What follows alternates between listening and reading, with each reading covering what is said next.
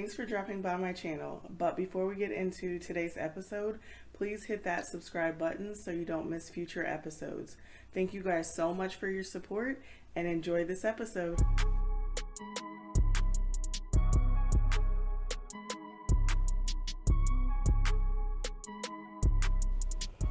Hey guys, thanks for joining me on this episode of Flight of Fancy. I'm excited to introduce Sulaiha. She is building her legacy by creating her hair care line, Essential Nutrientz. So Sulaiha, welcome to Flight of Fancy. Oh, thank you so much for having me on the show. Yes, I'm so excited that you're here. So Sulaiha, can you just tell us a little bit about yourself? Okay, yeah. So my name is Sulaiha Turner, and I am originally from Indianapolis, Indiana. I now reside in Philadelphia. I've been here for the last 24 years. I'm a licensed cosmetologist, and I'm a hair care and hair loss specialist. And I specialize in making healthy, natural hair care moisturizers. Nice. So we all know everyone's hair is not created equally, but when you are developing these hair moisturizers, is it customizable or do you have it more straightforward so that it benefits all hair types? Well, actually, I really try to customize it because some people's hair, from what I've seen, have sometimes their hair is in need of more protein. Sometimes their hair is in need of more moisture. So really, I try to customize it based on that, what their hair porosity is telling me, and I will, get the shampoos and conditioners that are good for the hair, and then set them up with a treatment plan, and then of course the moisturizing plan if that's what they need. So I usually try to customize things for people and get them on a steady regimen that way. Yes, I think it's so important that you said to get on a steady regimen because a lot of times we sometimes neglect our hair. So this kind of brings me to the question to ask how and why you got started and what made you want to create a hair care product line. Well, the thing is, I started my hair care line because to a certain degree, I'm very picky and I really like things kind of tailored to what I like. And because I was having a difficult time helping my clients find like lightweight daily moisturizers to use while they were away from me, that caused me to have to start my own hair care line because when they would ask me, what should I do to moisturize my hair? What should I put into my hair? I really honestly didn't have any suggestions. Now, I guess the problem with me was that there were moisturizers out there, but a lot of them, they weren't, to me, something that a hairstylist could use at her station.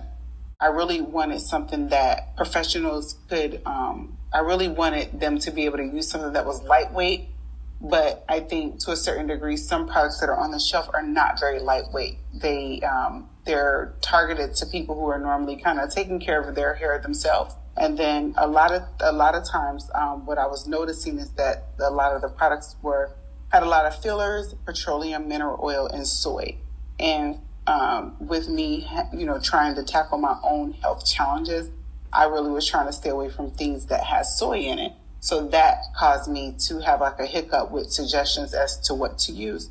So that really made me come up with my own hair care line because I was like, I have to go to the drawing board and make something for them to use that is going to really help them while they're away from the salon. It's going to be lightweight. It's going to be natural. It's going to smell good. It's going to be something that professionals can use and not just do-it-yourselfers. So that's really why I came up with it. But I think for the most part, I wanted to just give them something that was more so what I liked. And it seemed to work out. And so that's what made me actually come up with it. Awesome. Now, I know you said that in some of these products, there's like a lot of different fillers and things like that. And you touched on a point where you said that you needed to revisit, your products and what you were putting out there. So, what resources did you use to help you reconfigure or revamp your product, so to speak? It's really amazing because I really have a baking background in a sense. I had a baking business before, and I always was really good with mixing things together. Of course, because I bake and I used to create. My previous business was called Sulaiha's Homemade Sweets, and I always had a knack for essential oils and things like that. So I always kept those around, even outside of what I'm doing right now. So what I did was I just did a lot of research, and I think what it comes down to is when I was doing my research, I really, number one, had to study all body butters and all oils and all essential oils. I had to really study everything and all of them that were out there. So really, it was just really reading everything and see what everything did. And then I had to decide, what is it that I want the hair to look like when they use the product. So at that point, then I started picking things out that did exactly what I wanted. And then once I picked out the things that did that, then I started putting them together.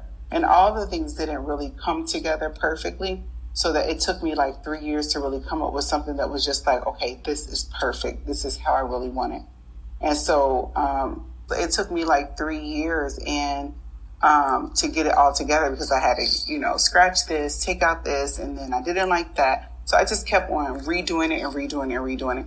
And it's like when God wakes you up every day to do something, you know that it's him waking you up. So you just keep at it and keep at it. So I just kept at it. And finally, when I found something, I was like, oh my God, this is so amazing. And then I realized that, it had a bigger purpose because maybe someone was praying for this type of product. Maybe they needed this type. Because after that, I think God just took over the wheel after that point because even though I wanted to do it, I was just doing it. But at one point I was being woken up in the middle of the night, early mornings to really put things together. Like, oh my God, this is going to work. Okay, this is going to work. And so, that happened over a period of 3 years. And then finally, it all came together. Wow, that really is a journey. But once you got your product to where you wanted it to be, how did you let people know about you as well as knowing about your product? I think when I first launched my product, it was such an amazing response on day one that, I think I was at a woman's empowerment event, and not many people knew me here because I pretty much lived in my own bubble here in Philadelphia. So the first event that I went to was just like, it was kind of scary, and I kind of needed help with doing it because I didn't really know. That was not my arena. Although I have a management background and I've been a supervisor and I worked in human resources, the vending scene was not necessarily my area. So I had to learn it. And but the response was amazing. So that is what kept me going. Yes, and seeing those results and getting great feedback is also a motivating factor because when you create something, nobody wants it to fail, right? So, that's really awesome that you had a lot of great feedback and a lot of great response with regard to your product. And I know during the midst of us talking, you had said you have like various backgrounds and stuff like that. So are you still currently working a 9 to 5 or are you all hands on deck with Essential Nutrientz? No, actually, I'm a technical analyst in the daytime, so I have a 9 to 5, and I do my product line part time. And I'm also a licensed cosmetologist, so I actually service my friends and family as well. So I do have a 9 to 5, and the thing for me with that is people sometimes kind of make fun of people who have their 9 to 5s and they're not fully an entrepreneur. But I think it's not wise to, try to jump fully into entrepreneurship when you don't have it all together. Not necessarily having it all together, but really understanding the nuts and bolts of your business. Hold on to, I would suggest that, some people hold on to their 9 to 5 until they get it all together, until they get it where they want it to be. And where, your company is really making more, double the amount that you were making on your 9 to 5. So I have a 9 to 5. Well, there's definitely nothing wrong with that. And like the key piece that you said to maybe not jump all the way in if you don't have it figured out is pretty brilliant, because a lot of times when we have something that we want to create, we do want to go all in, which to a certain degree, I do feel like we go all in, with the idea and moving forward with it. But, just kind of still having, your main job while you're still trying to build your legacy on the side, because it kind of reminded me of something my dad would say because at the time I did not really want to listen because, I'm just like, this is what I want to do. This is how I want to go about it. Right. But, he basically said the same thing, like to, keep your main job, but still build on the side. So then that way, once your business that you are creating kind of can overtake your current job, then you can kind of walk away from that. So, I totally understand it more so now, because back then I just thought he was just being mean and didn't care, or like didn't really support the dream. But, in hindsight, he was just really giving me some good advice. So much appreciated, Dad. Yep. Because you don't necessarily go to sleep in the evening. I think in the beginning stages, you don't go to sleep in the evening because you're putting everything together. So, I listen to some people and they say some entrepreneurs who are already kind of really out there, and they'll say, spend at least 1 hour in the evening, 1 to 2 hours building your business in the evening if you're working your 9 to 5. And I definitely believe in that, taking the time in the evening to do that. And you do get exhausted, but it's your company that you're building. You know what I mean? Instead of just coming home and then that's it. But, you're really building your business. But the thing is, like, you have days that are not as good as other days. And then you have products, ingredients, and services that you want to invest in. But your business may not have made enough to do that. And so your 9 to 5 can really cover those things that will help you get your business up, to a nice level. It may not be where you want it, but it's just an acceptable level where you can have it. So I think it just kind of goes hand in hand, and it's smarter to kind of hold on until you get it right where you want it. That's what I think.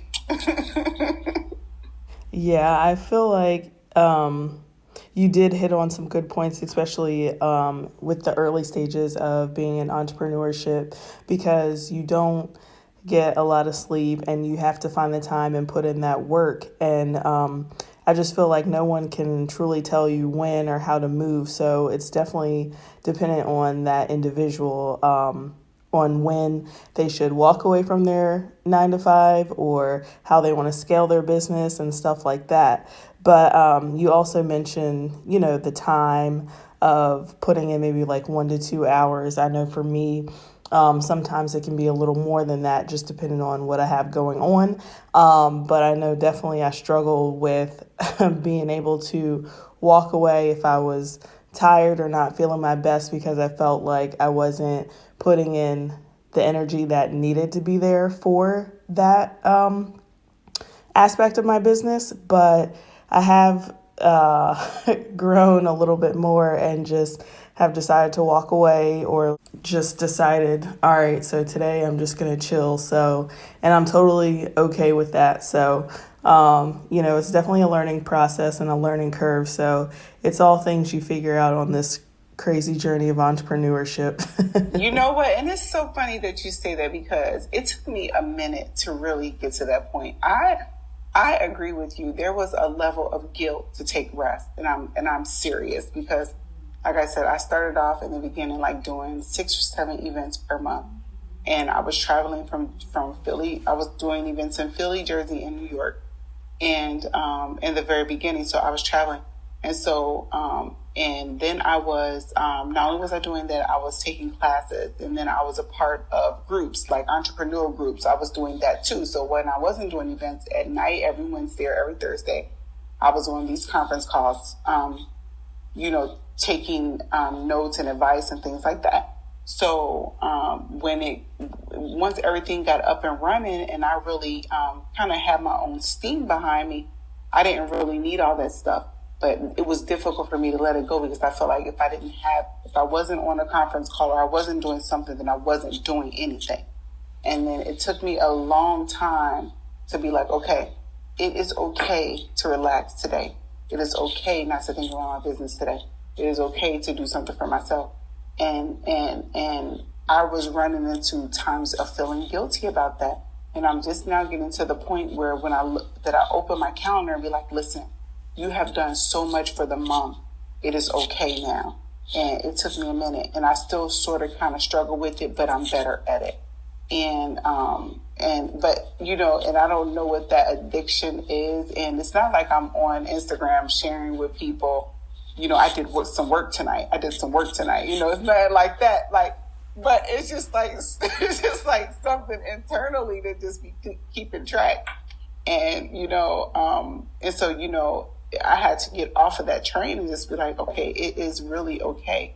And your business can take up so much of your time and so much of your mind. There's certain things that I used to do that I actually miss. Like I used to go to the mosque a lot. I used to study a lot of Islamic things a lot. And so my business kind of like, once it came through, it's like everything got put on the back burner and now I'm trying to pull everything back in. Yep, I get it. That work-life balance can really be a bitch sometimes, but like I guess you just got to really figure out like your priorities and what you really need to tackle and what you have to do. But it's all about, making connections and being out and in the public and just getting your name out there, your product, your service, whatever it is that you're doing. So sometimes we overlook that aspect too because we're so focused on trying to create whatever it is that we're working on. But, there's other sides of the business that you should not be neglecting because those are also key components of building a successful business. And, like I said before, I'm kind of at the point where I'm good. Like, I don't really have to be around a lot of people. If I don't want to do something, I'm not going to. And I'm definitely okay with that. And I'm also cool with just chilling by myself. Like, sometimes you just need a break from everybody because depending on what you do for your regular life, if you're still working that 9 to 5, just being around people is taxing in itself. And then coming home to do your business and all of that, is definitely great and good at times to just be by yourself and just, unplug for a little bit. You need that recharge. But I think too, like, with anyone like building their business or anything, I think, we got to learn to not feel guilty about taking a step back. You know what I mean? And it's hard. And then I think that's just, I don't know what that, I guess it's just like workaholism. I don't know, workaholism. But we have to take some time to kind of just like pull it back together and then get our lives back on track because we left a whole lot of things undone just to get this going. So right now I'm at a point where everything is fine. All my restock is done. My products are labeled, they're bottled, they're ready to go for my next event. And so now I can kind of sit back and, get myself together and relax and enjoy some time with my husband, with talk on the phone with my friends, or just not do anything. But I'm getting to the point where I'm like, Essential Nutrientz can't take over my entire life. Like, I have to have something else. Yes, I totally get it. And, the more you work, the more you find, what's acceptable and what works for you. But Kind of on that same topic though, how do you like to relax or reset your mind so that you are, still functioning at a high level and being able to produce products and keeping that same energy to promote essential nutrients? Every day is I really do step away from my company, and I'm really a morning person. So I use the morning to come back to. I light incense and I have coffee, and me and my husband sit together and we really read and we talk. And after our prayers, because we make Fajr prayer in the morning, we have coffee or tea, and I light incense and we talk and I read and we study, and that helps me center myself. And then I usually, after my prayer, I sit and I meditate for a minute before I even get into that. So I usually try to take like 5 or 10 minutes after I'm done praying, just to connect with God and just sit with God. And that is how I get centered. I just sit with God. I don't ask for anything. I don't, I just sit once I'm done with my prayer. And then I will, kind of join my husband, and we just, kind of do our thing, and then I go to work. So that kind of centers me. And that's how I really kind of stay focused a little bit, like stay feeling myself a little bit. Well, I like that. But I have found that I like doing, outdoor activities and stuff like that to help me reset. I also enjoy getting massages. That's always a good thing too, especially after a long week or whatever the case may be. And then I also just like to explore and just try to do different things and just, keep me active or just keep my mind sharp as well. So those are just some things that I like to indulge in, I guess, for my sanity, if you will. And you also mentioned that you are a morning person. I'm only a morning person because I have to at this point. But I feel like I am more of a night owl. But if there are those rare occasions where I wake up and I do have time in the morning, I kind of find myself procrastinating. And then by that time, it's like, oh shit, I gotta get ready, I gotta go. And then like, boom, I'm late. But, that's for another story. But yeah, I just definitely feel like I can do a lot more at night. And so, yeah, I'm just a morning person only because I have to at this point. That's real cool though, because like everybody, like some people are morning people and some people are night people. And I can kill some things in the morning. I listen, but at night, I am no more good. You understand what I'm saying? So it's difficult for me. But in the morning, girl, I can do so much. I can generally before I go to work in the morning, I cook dinner and I get everything together. And, anything that needs to be done, I have to do it in the morning. If the evening time comes, I'm just like staring at it. Like, I don't even know what this is. But it's so crazy. But I can do hair in the evening. You understand what I'm saying?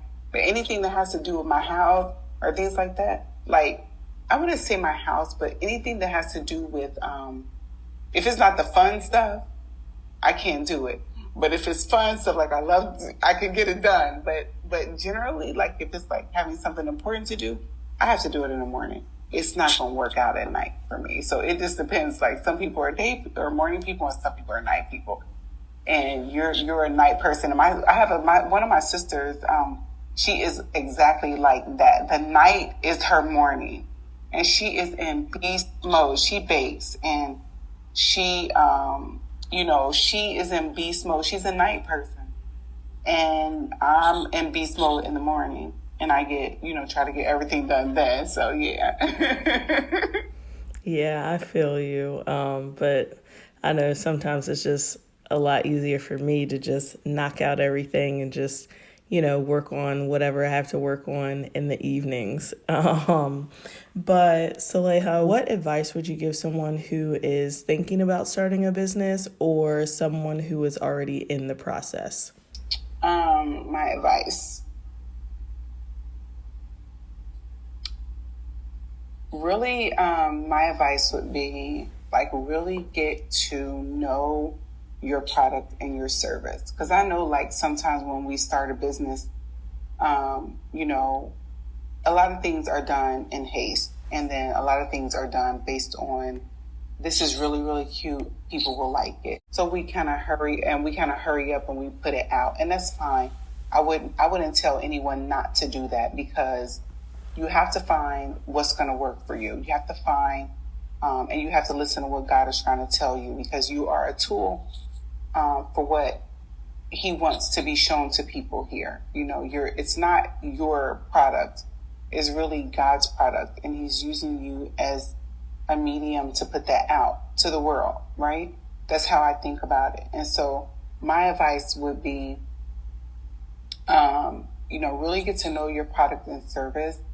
And I'm saying that because a lot of times you want people to buy your products or your service so bad, and you want them to like it, that you don't charge the right amount that you should be charging. It makes it worth having your business, And so I think that it's so important to take some time to sit down with your numbers, to figure out what your numbers are and figure out what you should be charging, and to make your business worth standing in front of, because it took me a long time to get to that. I was actually afraid to look at my numbers.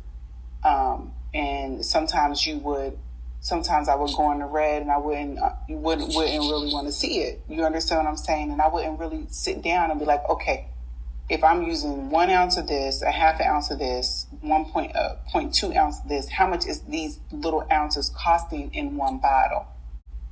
It took me a minute to actually be like, okay, I'm not making money here. This has to go. And then at some point I was forced to actually let it go because it wasn't making me any money. And then having to tell people, you know what, I don't carry this anymore. And make sure that it's worth doing it. And even if it's not worth doing it, accept that and rebuild something that's worth doing it. Because there's nothing worse than running a business where it just appears that it appears that you're making money.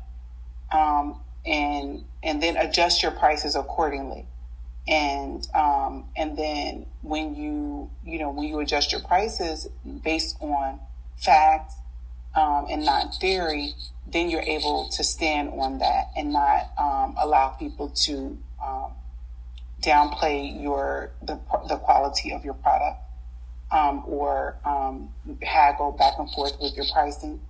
Once you stand on facts and you know what your numbers are, and you know how much you're trying to, or how much you want to make annually.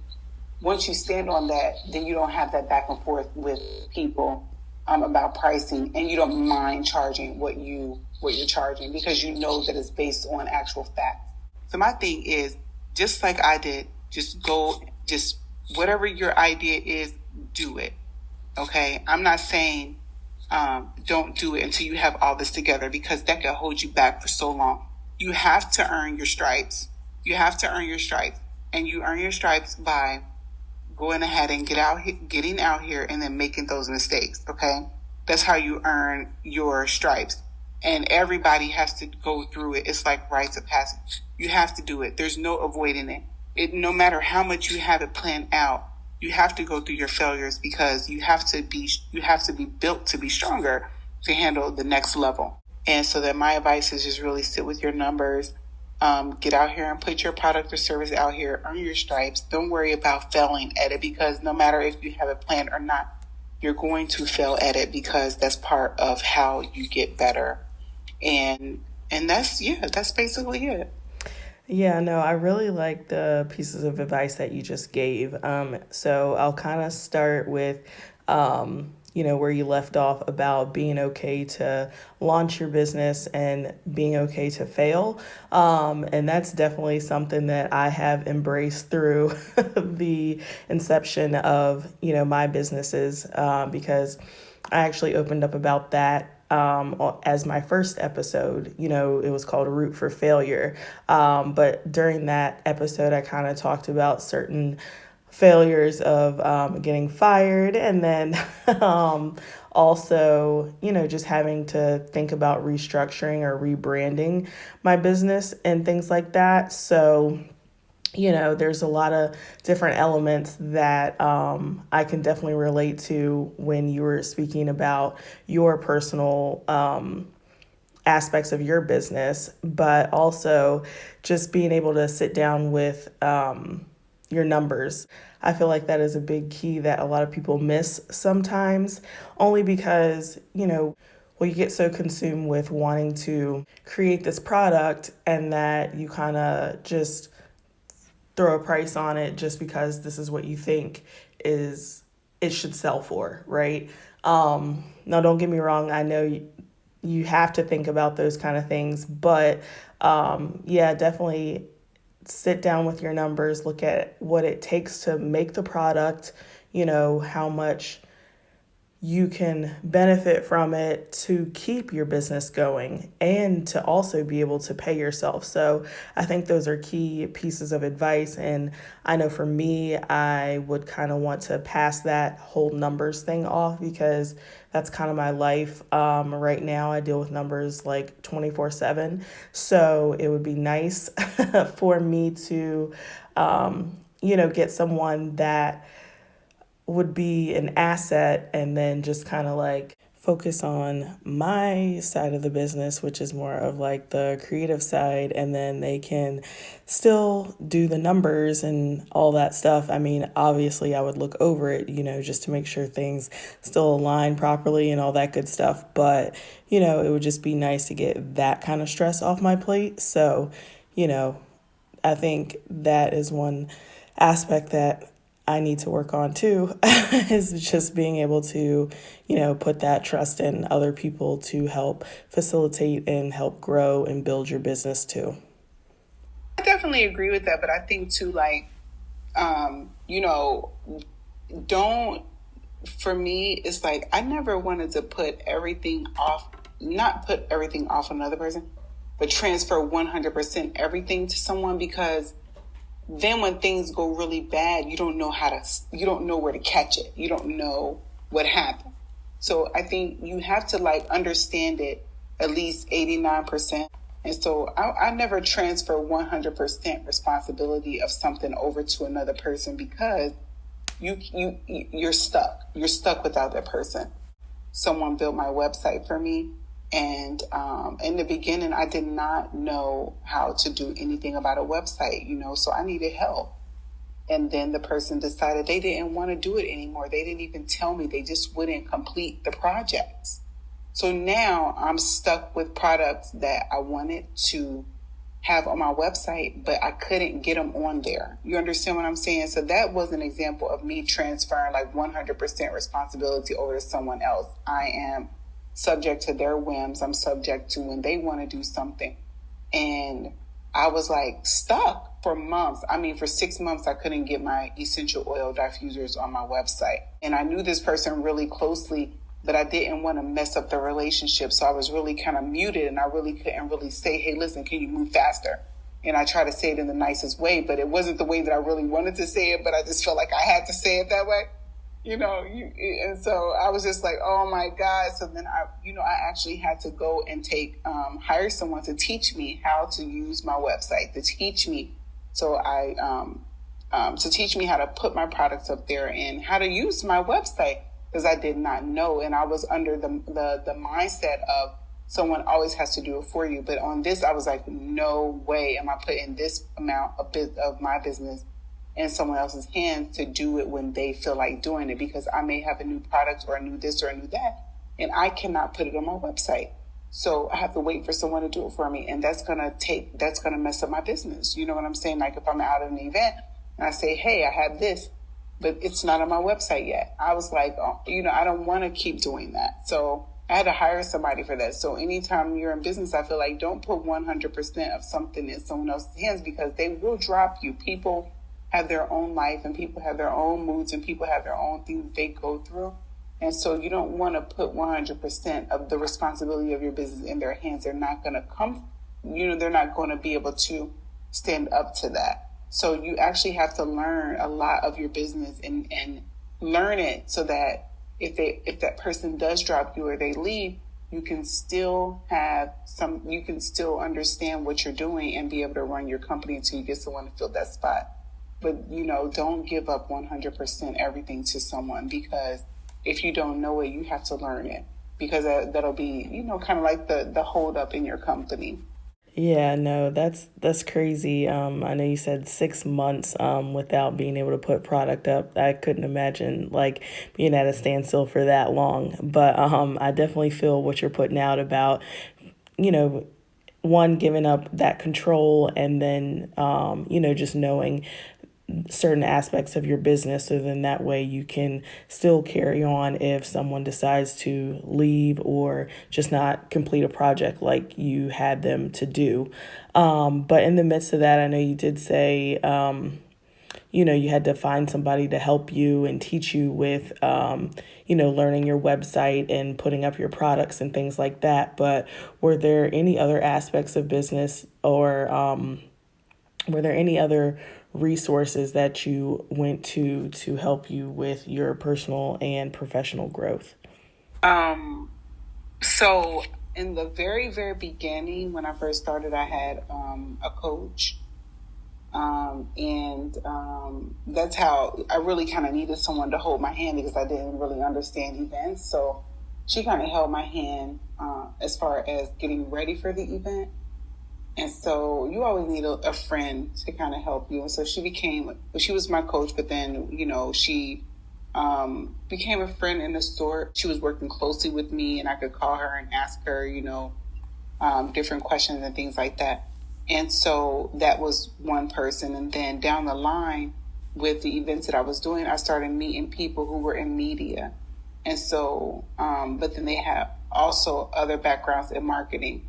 So that's how I met the person who helped me to teach me to use my website. And then in the midst of all that, I was a part of the Greatness Academy. I don't know if you know Nehemiah Davis, but I was a part of that. So every Thursday we would meet, and everyone was entrepreneurs who would all be on a conference call. We would talk about our ups and downs of our business. He would have successful entrepreneurs get on and give us advice. So I was a part of that too. And so that's kind of what was keeping me afloat. But now I have found my own interconnection with my business, and I go off my own fuel. And I study a lot. I read a lot of books on entrepreneurship, a lot of books on self-development. And so right now, I even wanted to come off of that and be able to keep myself afloat on my own and be my own motivation and kind of light my own fire. That doesn't mean I don't need anyone, but I remember reaching out and needing help, and someone wanting to charge, their word. And at the time, I could not afford their word. And then I was like, oh my God, I got to shut down my business because I don't have anyone to help me. And I was like, I will not do that.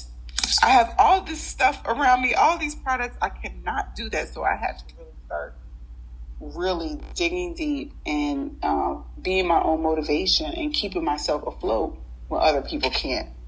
Yeah, I like how you recognize your needs for your business, like how you just mentioned, when trying to reach out to someone, you couldn't, afford their worth at that point. But I like how you know what you can and can't contribute, at that specific time, but more importantly, that you were not willing to give up on what you'd already created. So I think that's pretty big. And then, just being able to recognize how you want to grow and scale your business, and just wanting to reach out and make those connections to help facilitate that.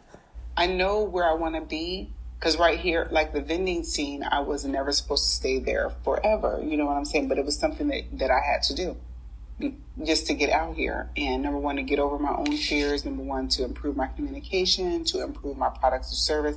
I had to do that.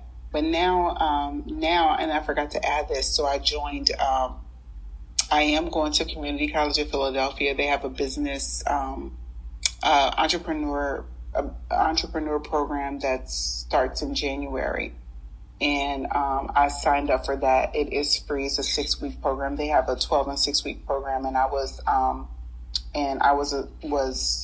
admitted to the 6-week program. They're going to help me really kind of hone in on those blind spots of my business, and that's pretty much like as far as the communication, being able to communicate my product or service and pitch it.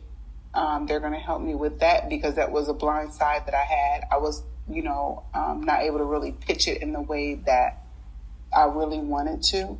And so they're going to work with me on that and work with me on my social media and my marketing. And so I really was like, okay, I started reaching out to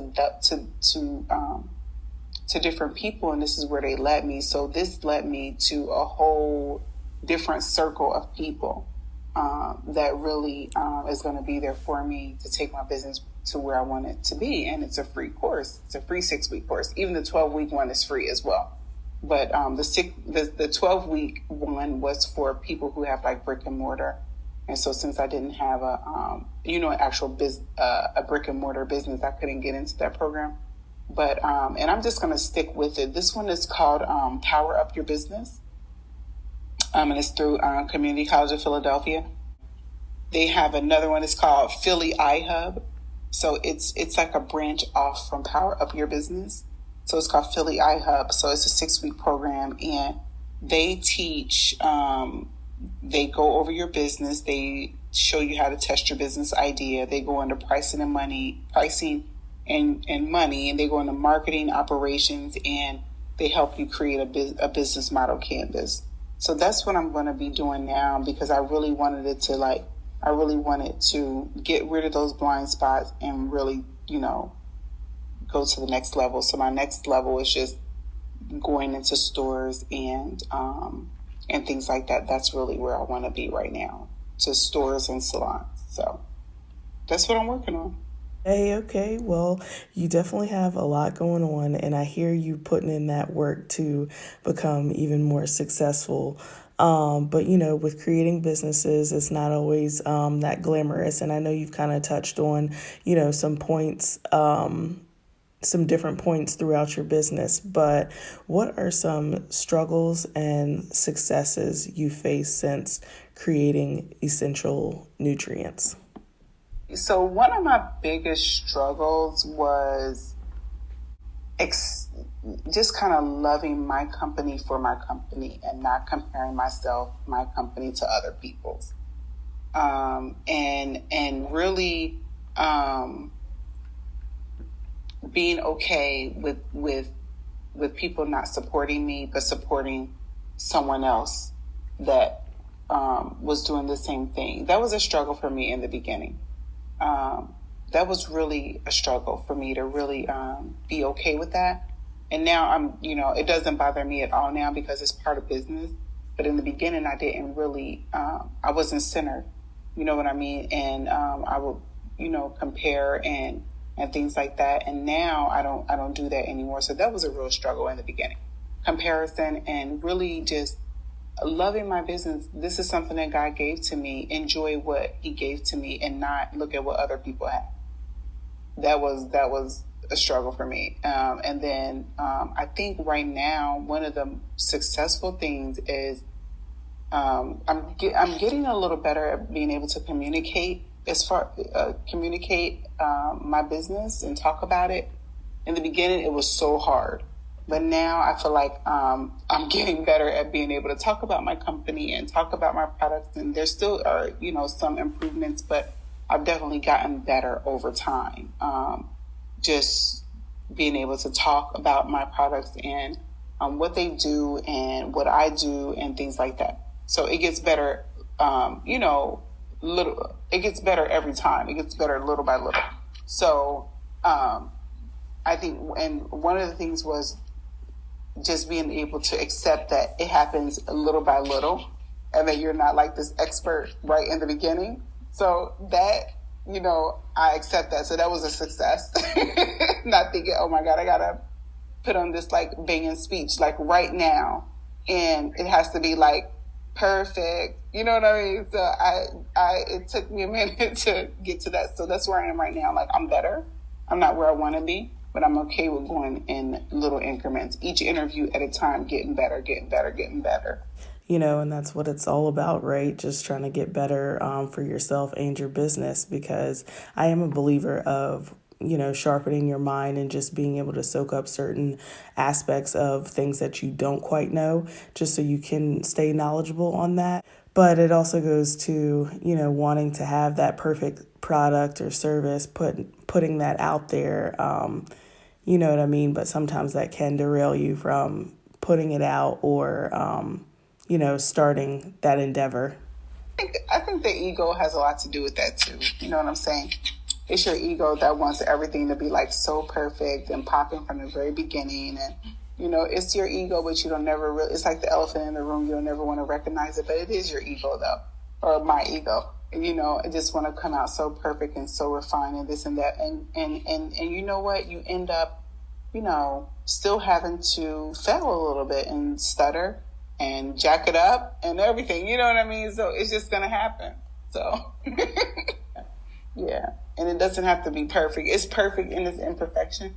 And I'm getting so comfortable with that. Yeah. Well, I like that you said that. I really like that, perfect in its own imperfections. Because like you said, we just always want to have everything 100% and everything moving in the right direction. But, it is okay to, mess things up, and just as long as we're growing and learning along the way, that's always a big key.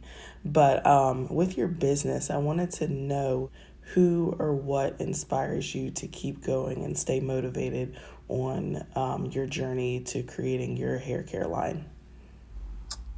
Well, this is really like a hard question in a sense, and because it's not one person that actually inspires me. It's not about a person, a particular person, but what I like, the quality that I like to see in the people that makes me attracted to them and want to listen to them is that they dominate in their own lane.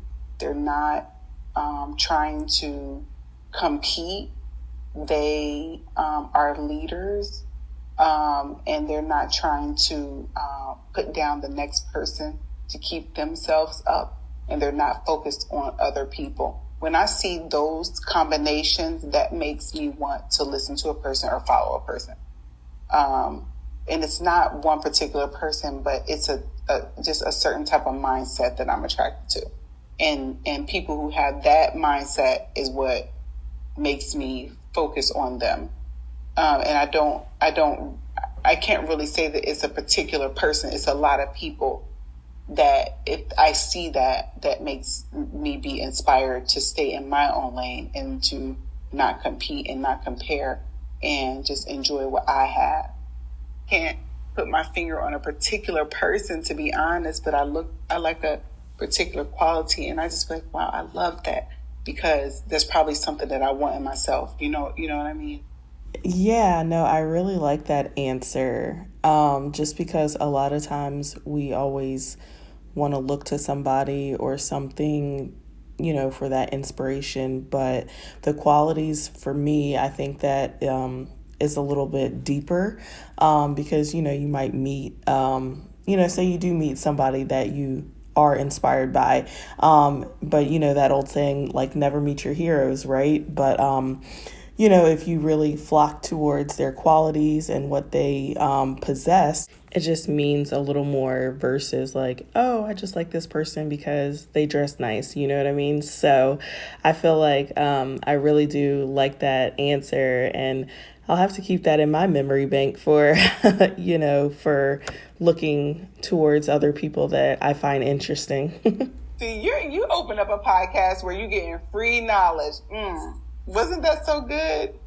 You opened up the right thing. You did the right thing, because this stuff is free for you.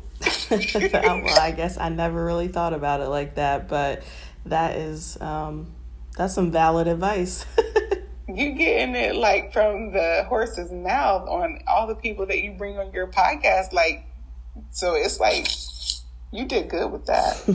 Well, thank you. I guess I can just kind of chalk that up to a success of mine. But Saleha, you have accomplished a lot within your 3 years. So, what do you see for yourself in your journey? Like, what's to come for you? Um, I think I'm ready to really be on the shelves in the stores, and that's where I'm trying to go right there. And then to kind of leave my 9 to 5 and have my own company where I show up and I drive up to my own company. And that's really where I'm headed, you know, to be able to walk into my own business, to walk into my own brick and mortar and be able to give jobs to people. And that's what I'm interested in doing. And I think my company is good enough to where I can really see that in the future. Nice. I really like that. What you just said really resonated with me because that is one reason why I want to get into business. I mean, obviously, we have a goal and we have our own vision, but just being able to help with other people to get them a position and have them start generating income and stuff like that. So I really like what you just said about that, and I definitely connect with you on that level.